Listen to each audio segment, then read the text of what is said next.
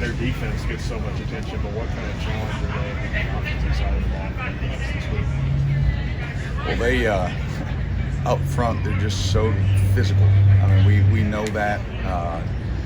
Obviously, playing every year, and every year it's an absolute battle. Their front is big. They're heavy on double teams. They really try to move you off the line of scrimmage. Their backs are big, physical downhill runners, and then and even a guy like James Cook who can come in the past has maybe just been a perimeter guy in the pass game. And, he can come in and he's running hard and physical downhill. They're hard to tackle. Obviously, the quarterback, Stetson, gives them the ability to have a little bit of QB run game. He can pull it and make some plays with his legs. So that's an added dimension now. The tight end is playing really, really well. And they've got a slew of them. They got Washington from last year and 19 now as a freshman, and Fitzpatrick's obviously been there. So, and then you go out to the edges, and they've got some talented wide receivers. I know they've had some injuries they've been working through, but I would anticipate those guys getting back. So they can stretch it at a lot of different levels. But it starts for them. It starts up front, and it starts with running the ball, and they're physical, and they rushed for over 5 yards a carry last year. We gotta do a good job of trying to be firm there and as physical as we can. But even if you fit it perfect, then you got to deal with the back and trying to have a one-on-one tackle on one of those running backs is never an ideal situation. So big challenge. What are you expecting as far as just what that game's going to kind of look like? And obviously you're not concerned about the atmosphere, but just in terms of what it's going to look like and how that day's going to go. Yeah, every game's a little bit different. I mean, you can sort of have a picture in your mind what you think it's going to look like, but everything changes, and the important piece for our defense and for our team in general is, when you get those ebbs and flows, when, whether you get a play in your favor or against you, whatever, you have to be able to adjust and adapt. And the team in these games that adapts to those situations tends to end up on top. So we've got to do a good job. Again, you can have it. You figure this is going to be a pretty physical trench warfare type game, but both sides of the ball have the ability to open it up and expand and go vertical. So you just never know how a game's really going to play out, but we better bring our pads because there's going to be a lot of thumping, I can promise that. Right, in a game like this, you expect turnovers. Obviously, you want to generate as much as possible, but it's easier to say that than to go out there and do it. What can you do though to? Because like last year, they don't throw the ball around too much, but you get 2 picks. Kind of, I guess, how do you get ready to just make those plays?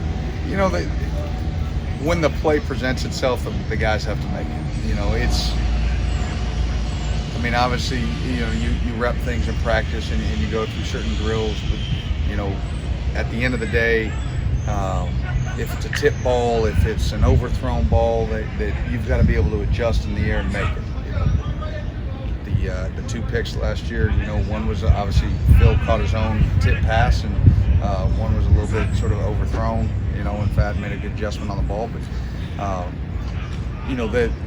the play that sort of sticks out is the 3rd down when Jamin ripped the ball out, and the ball was on the ground and we didn't recover. Those are plays that we need to make. If we rip the ball out, we have got to find a way to recover it. Because if you recover the ball there, you're putting your offense in a position there on the plus 30 going in. So we've got to make some game-changing turnovers. In big crucial moments, we've got to continue to try to come up with stops. We had an opportunity last year on the first drive of the second half, a 4th and 1. It would have been a huge stop if we could have made it. Instead, we didn't make it, and they'd go for 22 and a touchdown. So those are the plays that this game could pivot on, and we've got to be able to make those. We've made them thus far. Obviously, this is the biggest challenge to date. So. What have you seen from Khalil and Trayvon, the guys that are having to step up now with Oxendine out? Well, I think they understand the urgency, of the situation, and but you can't replicate the physicality and the intensity and the strength that they're about to see. And it was good for those guys to get, Khalil got some in that Florida game. Trey's obviously played, the entire season, so he's got to go against LSU and Florida and Missouri. But this is a big physical front, and it's hard to replicate. Obviously we're lucky enough to have to go against our offensive line in spring and fall camp, and so they get a taste of that. But even camp is nothing like game day, which is nothing like two top SEC teams battling for the top of their division. The intensity amps up even more, and so they're going to have to anchor in there, and they're going to have to play big. Mark and Vince have both kind of talked about this being, the last time Doug was in this position against Georgia in 2018, and maybe they're more ready, you kind of know what more to expect in this moment.